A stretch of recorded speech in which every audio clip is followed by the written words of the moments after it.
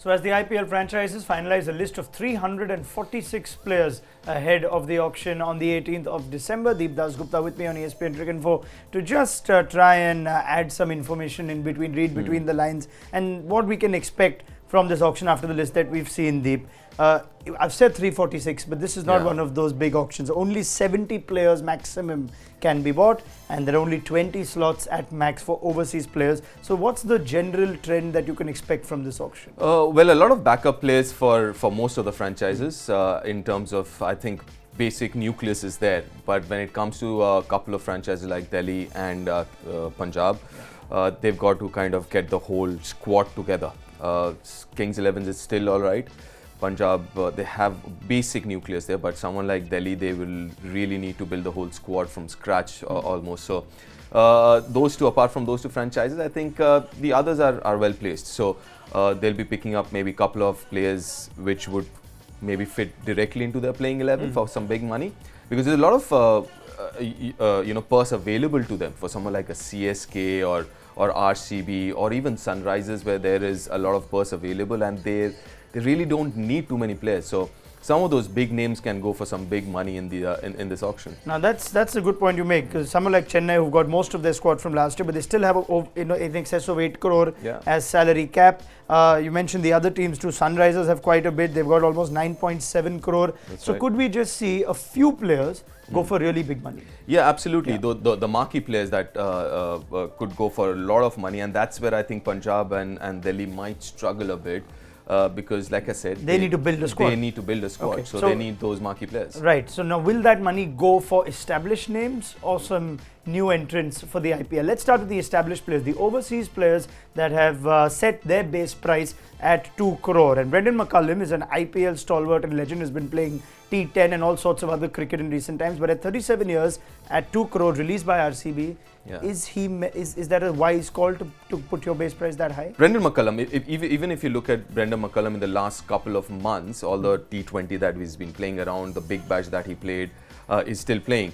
He's got some runs there. But Brendon Mccullum, my point with Brendon Mccullum is, for 2 CR, you have other choices. For example, someone like Hetmeyer, who's for 50 lakhs. You've got someone like Nicholas Pooran for 75 lakhs.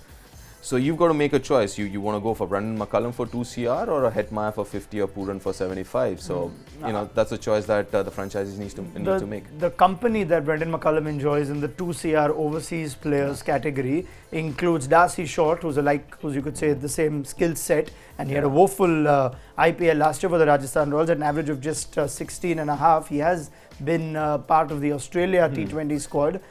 Colin Ingram makes a return to the South African bat.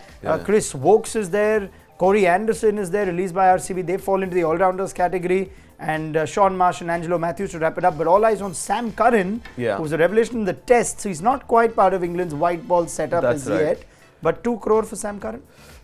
There might be somebody who would be interested in that for 2 crores because again, as of now, he's not part of the limited over setup. So he might be available for the whole tournament.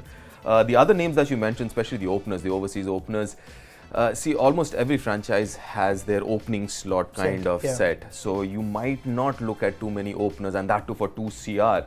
Colin Ingram is an interesting choice in this IPL because he's had a really good year in T20 cricket, franchisee cricket. And again, he's a middle order batsman. There aren't too many overseas middle order batsmen. Maybe he's there, and somebody who's played in the IPL before. You have Moses Enrique, who's available, who's again in the middle order. So that'll be an interesting call, someone like Colin Ingram, even though his base price is quite high. Is there a premium on a retired player given the uncertainty around those currently playing that may need to be called up for World Cup duty or whatnot, the availability issue? Absolutely, yes. And also, when I'm talking about middle order, if you look at the Indian batsmen available in the middle order, you won't see too many big hitters, so to say, the power hitters. So obviously retired overseas middle order batsmen, there would be some premium on them. Lasith Malinga, 2 crore, yes or no? I would say yes. I'm looking at Lasith Malinga as a package. The fact that he's playing now, he's back into international cricket, he's done all right in his comeback as well. So I think there would be some takers, because let's not forget, MI, the players in MI has also benefited. I mean, we keep talking about Bumrah and how much he's benefited and all. So I'm sure franchise wouldn't mind him getting him over as a mentor come player. I don't think he would play all 14 games if he's picked, because obviously looking at his age. There is one and franchise fitness. you think in particular who might be served well with Malinga. Yeah, someone like Sunrisers or RCB for that matter. You have a lot of young bowlers there, or even KKR. They've got 3 young bowlers, right? And you have a senior bowler like Malinga to kind of mentor those young bowlers and also play maybe 5-6 games out of the 14 games. Okay, top Indian players, base price of at least 1 crore or above. Akshar Patel, Yuvraj Singh, same skill set. Released Akshar Patel after being the only retention by the Kings 11 in the last season before the Surprising, last auction. Now, what do you make of that? Akshar Patel and Yuvraj Singh, how do you think they'll go? Right, now Yuvraj Singh, I think, there would be someone who'll pick Yuvraj Singh for 1 CR. Definitely, yes. And for Akshar, that was surprising that Punjab let him go. They retained him last year and then let him go this year. And there are quite a few franchises who don't have left-arm spinners in there, along with obviously the batting part that Akshar brings to the table. So yeah, I mean he'll be one guy who will be sought after in this auction. The 2 Indian seamers who've priced quite high, Mohammad Shami and Jaydev Unadkat. There's this whole thing about the seamers' workload being dictated by the BCCI. Does Mohammad Shami fall into that category?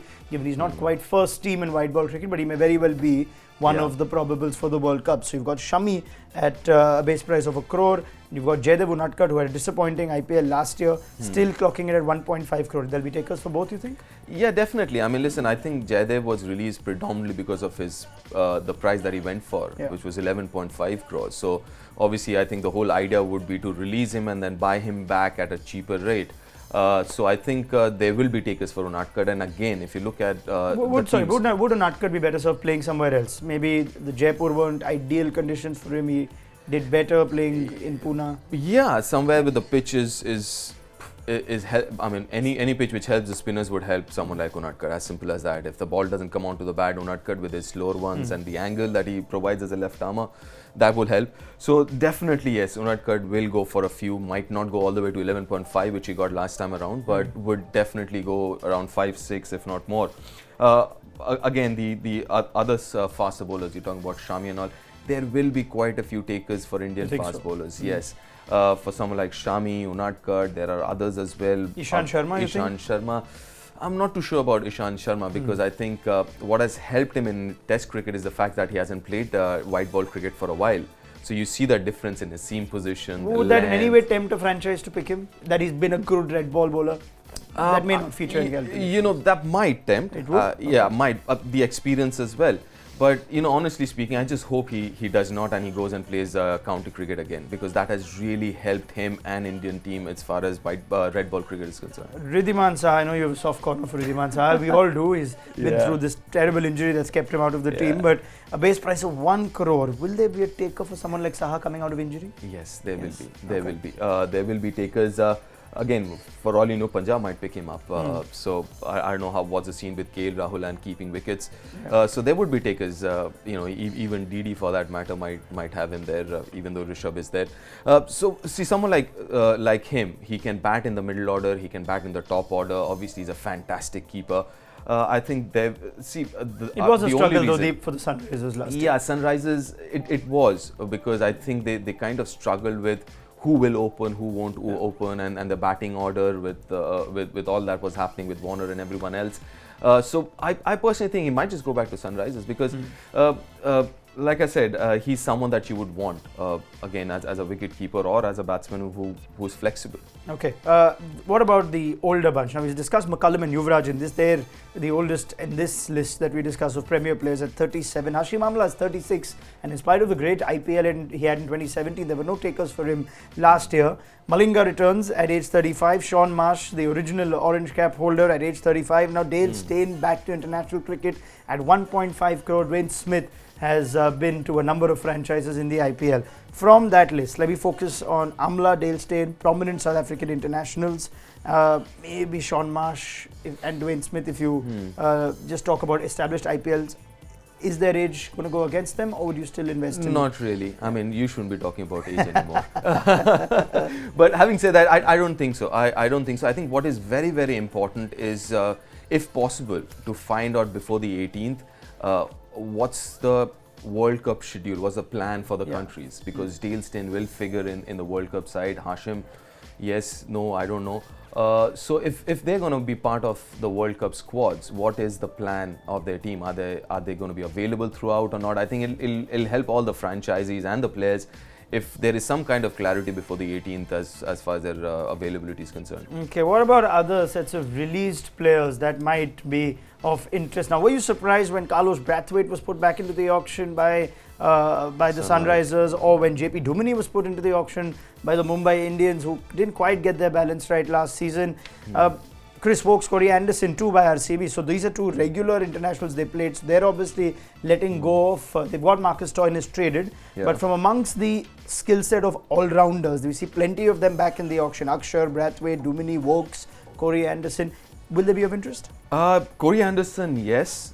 Corey Anderson would be, because again, even though he would feature in the one-day side for New Zealand, but New Zealand players are available throughout the tournament. That's certain, that's given. So I think that would be interesting. JP Duminy, I think somebody will pick JP Duminy up, but again, there needs to be a clarity because he is part of the South African white ball setup. So that's where it is. Carlos Brathwaite, as far as he's concerned, he struggled against the spinners here. So every time Carlos Brathwaite would come, you put on a spinner. So he struggled big time.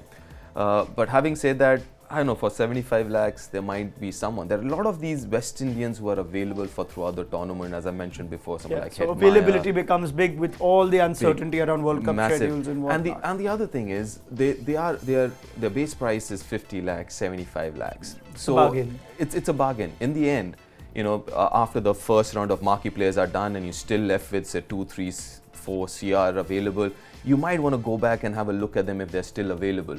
So I won't be surprised. A lot of these players who are in that bracket, you know, there are a couple of Afghanistan spinners, you know, young 17, 18-year-olds.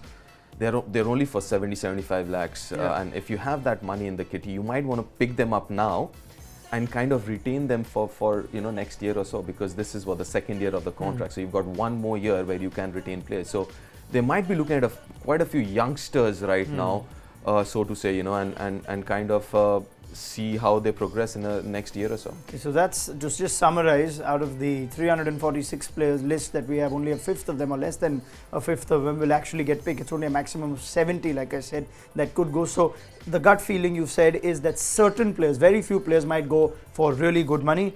Give me just the instinct as to one or two players that you think would be of real interest to a number of franchises. You mentioned Hetmeyer as one. Hetmeyer would be one. Someone like Curran can go for a bit, and you know, it's going to be a very tricky one because there is no out-and-out player that you would want. You know, for example, there have been auctions before where you have earmarked one guy, for example, Ben Stokes. He will go for some.